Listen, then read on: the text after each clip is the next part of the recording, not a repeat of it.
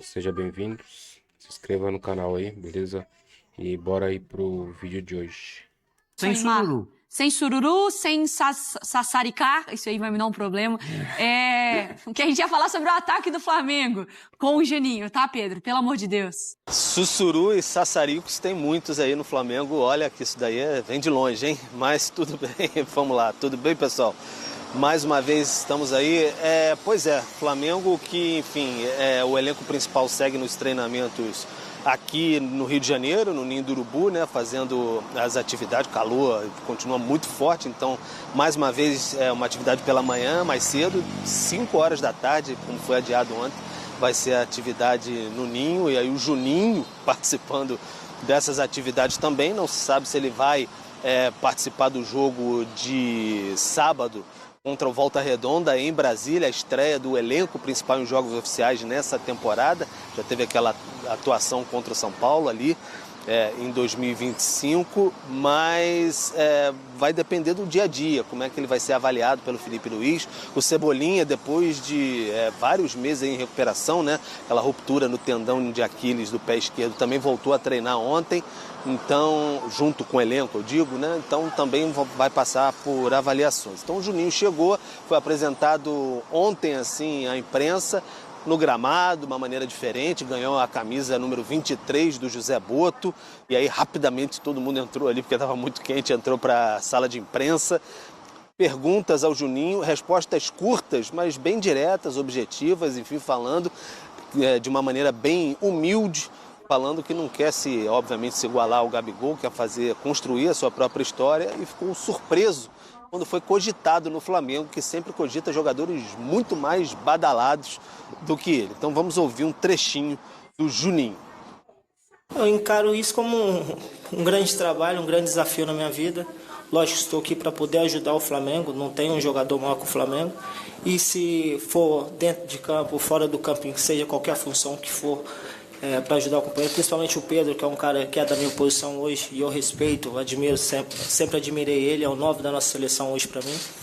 E eu quero estar aqui pelo menos para ajudar, esse é o meu ponto principal.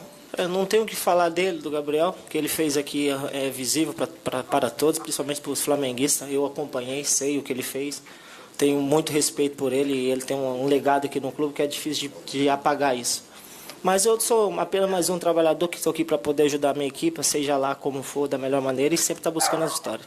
Em termos do Cano, é um cara que não tem que falar muito, só pela idade dele. E o futebol que ele apresenta é um cara assim, de inspiração, não só para mim, como para muitos.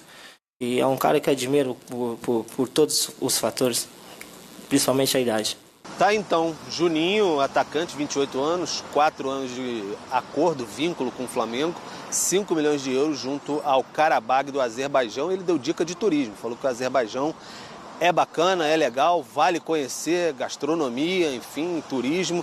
Então o Juninho chegou humildão, Mari, sem sururu. É isso, até agora. Até agora. Depois vai pegar né, Jailson? O jeitão carioca, curtindo a vida. Juninho e os atacantes do Flamengo em 2024. Cara, a palavra sururu, o Bruno Vicari vai se acabar. Segunda-feira, hein, galera? Segunda, né? Segundo homem Voltemos para o português de Machado de Assis, senão a gente tá perdido. Juninho, com 51 jogos, 26... Cara, é bizarro isso, né? 43 jogos, 30 gols. Isso que ele passou metade do ano machucado.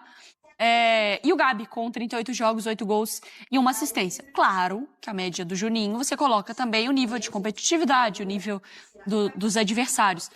A gente tem conversado muito, né? Gols grandes em jogos muito grandes, né? Jogos importantes. Bayer Leverkusen, por exemplo. Você gostou da entrevista coletiva dele, assim? Do teu respeito, acho que a resposta dele sobre o Cano, sobre o próprio Gabi e sobre, acho que a felicidade, tipo, tava incrédulo que ele ia jogar no Flamengo, né? Que o Flamengo quis contratá-lo, Marra. Mas ao mesmo tempo não me pareceu nenhum momento assim aquela falsa modéstia? Não, e aquela fascinação e que chegou no topo e não vai conseguir render porque o topo é muito alto para ele. Eu acho que ele tá encarando como desafio e que vai não tá tímido pro jogo, não me pareceu.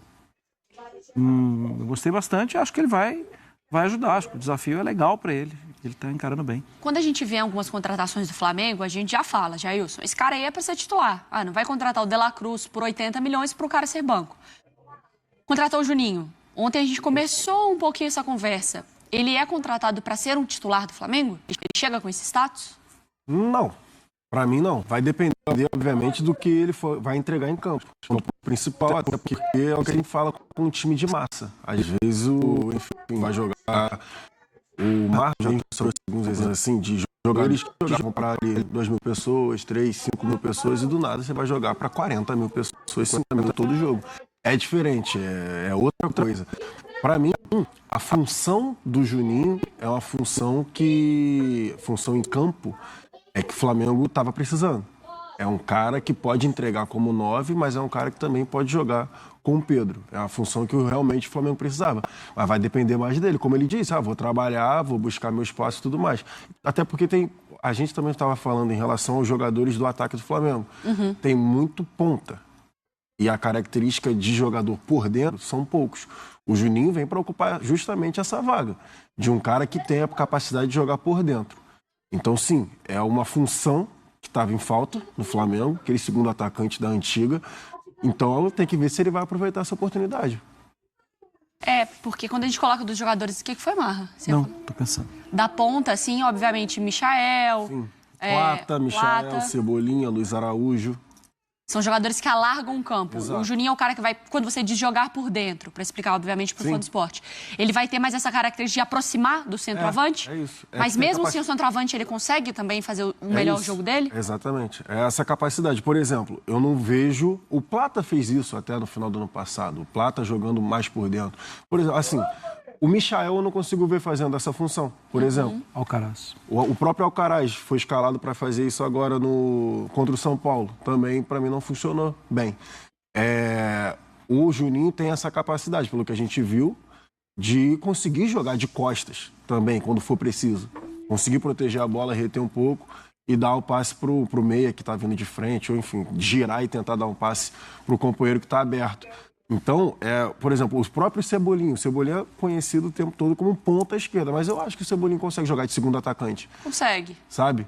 Então, é toda a questão de ver como vão ser também as recuperações de jogadores. Tem o Luiz Araújo, que também está voltando. O próprio Cebolinha, que vai voltar também. Então, eu acho que a competição, a princípio, desses caras, dependendo do sistema de jogo que o Felipe Luiz vai utilizar, vou jogar no 4-4-2.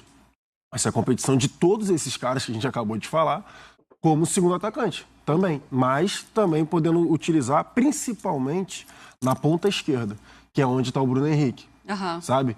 E a gente vai mexer ali daqui a pouco, mas é porque tem várias opções Também pode jogar jogo. Com quase 8 atacantes.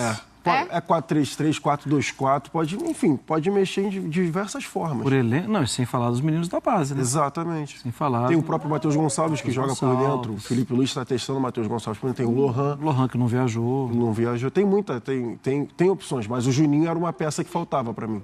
E quando a gente pensa, em algum momento o Flamengo vai perder a bola. A gente não falou do Arrascaeta ainda, falou? Então, eu ia falar agora do Arrasca, no sentido de, assim, em algum momento mesmo, tentando ter o controle da partida, Marra, o Flamengo vai perder a bola. Ou o outro time vai ter um tiro de meta e vai começar jogando. Você jogar com Pedro... Tô colocando aqui o Juninho porque é o fato novo aqui da conversa. Pedro, Juninho, Arrascaeta. São 3 jogadores que vão marcar menos. O Juninho vai ter que se virar. Vai ter que compensar um pouco mais. Se você vai exigir desses 3, a gente está falando de um jogo, talvez um jogo de exceção. Acho que não vai ser todo dia que vai ter isso. Se a volta é em 4-4-2, o Juninho que se vire. Porque você não... Pelo menos por um tempo, né? Porque o Pedro vai ser o jogador para concluir uma eventual retomada da posse da bola e o Arrascaeta não dá para exigir dele fisicamente vai e volta, vai e volta, vai e volta.